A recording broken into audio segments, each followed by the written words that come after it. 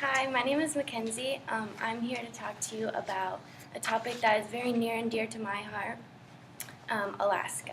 So Alaska is a very unique state in many ways. It's unique in its size, unique in its physical beauty, unique in its politicians maybe, also unique in its people. Alaska at 20% has the highest population of indigenous people of any state in America. Athabascan, Inupiat Eskimo, Yupik Eskimo, Aleut, all different indigenous populations with their own songs, cultures, languages, dances, all with one huge thing in common. All of their cultures are dying. I myself am from Anchorage, and so when I picture Alaska, I always picture Anchorage, a city sandwiched between huge mountains to the east and an inlet to the west. I remember that on very, very clear days, if you look far into the north, you can see Denali, the biggest mountain in North America. I also remember that at recess in elementary school, when we were playing kickball, if we kicked the ball over the fence, we weren't allowed to go get it because there was a homeless camp in the woods behind my school. I remember that driving downtown, people with cardboard signs asking for money, for work, for clothing, were almost a fixed part of the landscape. I remember reading in winter about people who had died of freezing because they didn't have a warm home or shelter to go to. So homelessness in Alaska is a very serious problem, and it's actually on the rise. Alaska ranks 10th out of all of the states in terms of the concentration of homeless people, and about half of those people are Native Alaskan. According to a 2009 study done by the University of Alaska Anchorage Institute for Social and Economic Research, poverty among Native Alaskans is about twice as much as the U.S. average. Additional numbers show that in Native villages, about 13% of houses lack plumbing, that a whopping 1/3 of Alaska Native adults are unemployed. So these are people who are living in about third world conditions in a first world country in a very rich state made rich by oil and gas that was drilled on native lands. So these people are faced with a choice to either stay in their hometowns and try and suffer and make it work, or to move to the big cities where likely a lot that's meeting them is just homelessness and no work. And at the same time, these people in their villages are asked to pay $10 for a gallon of milk. In fiscal 2013, the United States government is expected to spend $23 billion on foreign aid. But what about the people in our own country who suffer every day with poverty, homelessness, lack of work? It's a cycle that needs to be addressed. So it may be difficult to attach an image to the decline of a culture, so I will try and describe one for you. When I picture the decline of Native Alaskan culture, I picture a man in his Kuspuk parka, in his seal boots, maybe he's carrying a harpoon as if he's just going out to fish, and he's standing on an ice block as if he was a polar bear. I picture this block of ice slowly drifting with other ice out to the sea until he fades into the distance. This may seem a really dramatic picture to some of you, but I would wager that images just like this, used in a different context, have assured that the majority of you know about the plight of the polar bears. But what about the endangered culture of Native Alaskans? That's it. Chantal, are you ready? Okay. What do you want to be when you grow up? Unlimited answers exist, but when a Syrian child was asked this question, he answered, I just want to be big enough so that I can beat someone up if they try to beat me up. This answer is shocking, but it's expected from a child who has spent the last 2 years living in political turmoil. As the Syrian civil war, which began in 2011, continues and worsens, more cities and homes are destroyed, and Syria is no longer a safe place to live. The violence has already internally displaced 4.25 million Syrians, and 2 million more right now are seeking refuge in nearby countries like Jordan, Lebanon, Iraq, Egypt. And according to the UN, the Syrian refugee crisis has been the worst that we've seen in the past 20 years since the Rwanda genocide of 1994. Of the 2 million refugees, half of them are children who are going to the borders with just clothes on their back, some with their families, and some who are traveling alone because their family members have died. If youth represent a country's hope for the future, how can Syria progress if children are fleeing the country? Although Syrians are escaping from the turbulence at home, the living conditions at the refugee camps are not much better. A lot of them are overcrowded, and many of the people are living in tents made of plastic bags with just sand as their floor. There are no latrines, very little electricity, and so this causes a problem because when it rains, the sewage mixes with the mud, and this causes a sanitation problem because it could lead to the spread of diseases.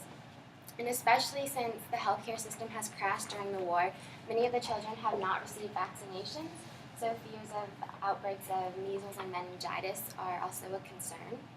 And to give you a better sense of the living conditions, Raneen, an 18-year-old girl who lives at the Jordan refugee camp, was describing how it takes her 30 minutes to find water, and it takes her brother an hour to walk just to find bread. And because many of the fathers and brothers have stayed behind in Syria, a lot of the refugees are women and children, and a lot of the children have to work now in order to support their family, and some of them only get paid $5 a day. So although before the war Syria was close to reaching universal primary education, now that schools have been destroyed and children are working in other countries, they cannot receive education, and a lot of them, when asked to sing, burst out crying because they can't remember how to read. Many children, during the free time that they have, play with men made of mud, but instead of playing doll like a normal American child would, many of the children recreate battle scenes. And this is concerning, but it's understandable because many of the children have not been treated for the trauma that they have suffered. Another issue that has been ignored is the rape and sexual harassment that occurs in Syria and at the border camps. Because Syrians come from a conservative family, many of the women do not admit to rape, and so they are not examined. Many young girls tan in the sun, hoping that they'll turn black so that the militia won't rape them. And instead of trying to better protect these girls, many family members try to marry off their daughters to wealthy men. Images of young boys playing violently in mud and young girls being sold for safety reveal the serious conditions surrounding Syria. Children are maturing too quickly and not receiving the proper nutrition they need for their physical health and treatment for their mental health as well, and help is needed.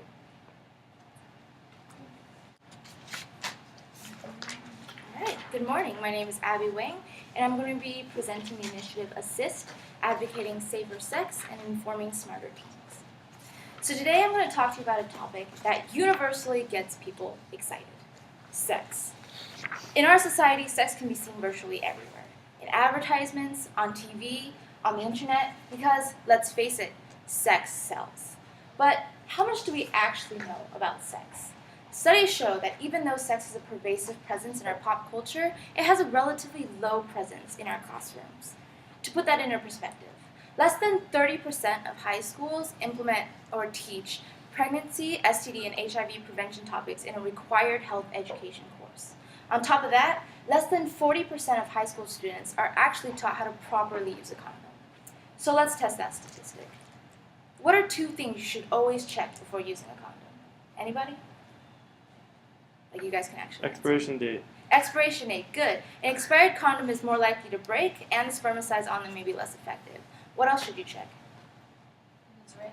If it's ripped, good. So you should always make sure that there is a bubble, and that shows you that your condom has not been tampered with.